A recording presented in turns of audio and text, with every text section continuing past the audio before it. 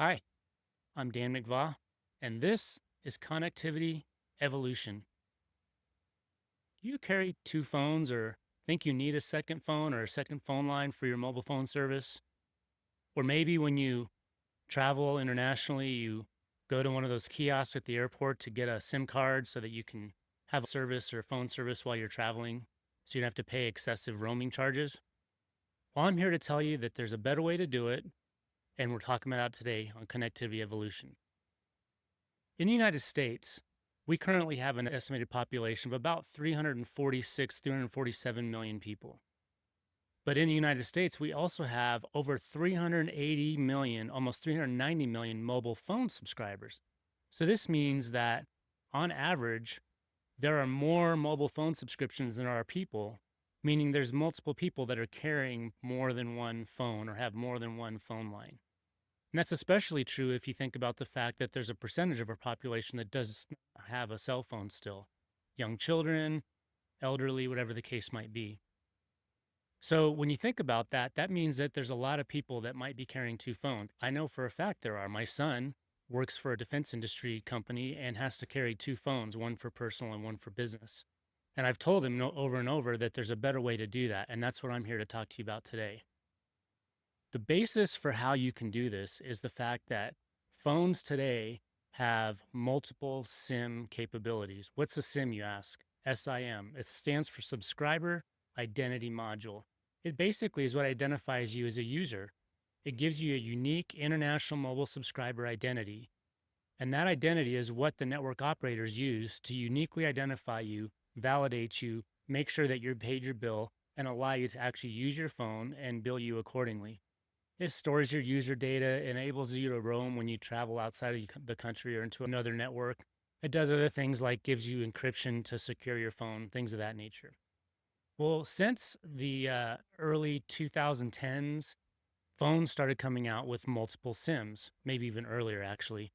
And what that means is that you could have a second SIM on your phone. So when I would travel, for example, to Europe, I could go to a kiosk and I could get a second SIM. And the SIM used to be a physical little tiny card. So I would have one for my home phone service here in the United States. When I would travel internationally, I'd get a second SIM that I would slide into my phone. It would give me a second identity that I could use with a local carrier in Europe, for example. So I could use my phone without having to pay exorbitant roaming fees to a international carrier. Since the late 2010s, most new phones, starting, for example, with like an iPhone 12 or 11 roughly, they started using what are called eSIMs, electronic SIMs. So instead of it being a physical card, it's actually an electronic virtual card or SIM in your phone. And this enabled a lot of unique things, like, for example, again, traveling internationally, I could activate that second eSIM very quickly through just an app on my phone, activate a local account, and I was off and running. Don't have to stop by a kiosk, change out physical SIMs anymore, things of that nature. For example, on your primary SIM, you might recall when you went to get a new phone at a store because you dropped your phone and broke it, or you were changing carriers, you would have to literally have the carrier physically remove your SIM, physically put a new SIM card in, and then you were off and running with your new phone. Today, everything with new phones is dual SIM and they're both eSIMs. So that means that we can easily change our phone number, we can change our carriers all electronically very quickly without having to change a physical SIM. But the biggest thing that this does for you is it now allows you to activate a second phone line on the same exact phone. I do this today. I have a second business that I started a while ago for a while where I was doing a home technology handyman business. And I didn't want to use my primary phone number for that handyman business. So I went to my Verizon store. Actually, I didn't even go to the store, I just did it online. And I said, I want a second phone number, activated it on my eSIM, my secondary eSIM on my phone. And voila, there I have two phone numbers on my cell phone. And when a call comes in on my primary number, I can see it's coming in on my primary. Call comes in on my secondary, I can see it's on my secondary. I can do things like associate contacts in my phone contacts to one or the other phone numbers, my primary or my secondary. So that way, when I'm calling customers for my secondary business, I have a list of contacts that I can filter by that business. And when they see my caller ID come in, it comes in on that secondary phone.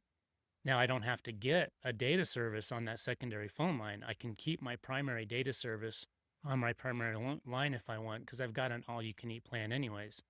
And so the big advantage that this does for you is it allows you to get that secondary phone number, that secondary line, at a fraction of the cost of getting a whole second phone with a second phone line. So if you're carrying two phones, you have the exorbitant cost of paying for that second phone or having a second quote unquote contract or amount due to the carrier of $1,000 for having a second physical phone. Plus you're paying for that second line at a full price of say $50, $60, whatever you're paying to your carrier. With this secondary eSIM phone line on one phone, in my case with my Verizon, I'm only paying $15 a month for that secondary line. So it's super affordable as well. So it's super flexible, super affordable, and I don't have to carry two phones. So if you're carrying two phones, you really need to be looking at this. There's some other cool features that having these secondary eSIMs on your phone can also enable you to do.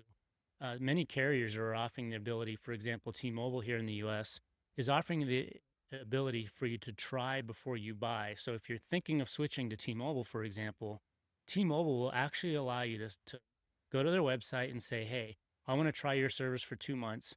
They'll activate a number on your secondary SIM on your phone, and you can switch back and forth and try, say, whoever your primary carrier is now, say AT&T or Verizon, Dish, and then also try T-Mobile in different areas across the city or where you live and see how they compare before you go make that wholesale switch to port your number and change your service, because we all know that's very difficult and a pain in the butt.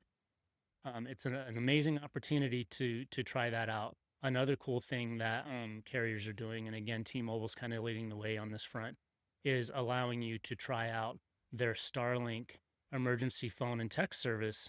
They're doing a beta trial right now where you can sign up to do that for free, I believe, and they'll activate that on your secondary SIM on your phone, so you don't have to leave your current carrier to try that out, and you can see how it works.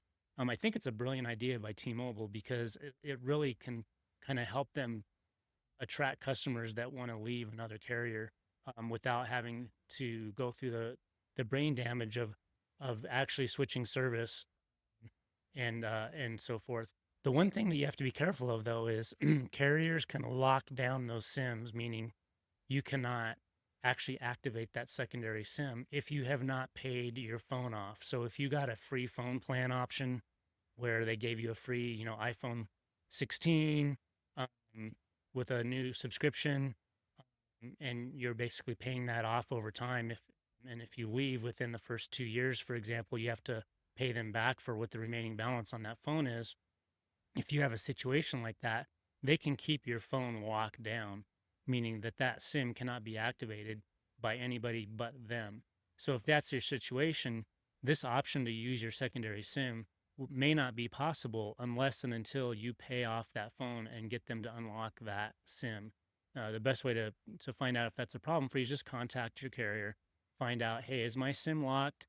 Can you unlock it? They may unlock it for you. You may be able to get them to unlock it, but you may have to pay off the balance of what you owe them for your phone for that to be possible. But at any rate, hopefully this is helpful. It's a great opportunity to expand if you need more a second phone line without having to carry a second phone.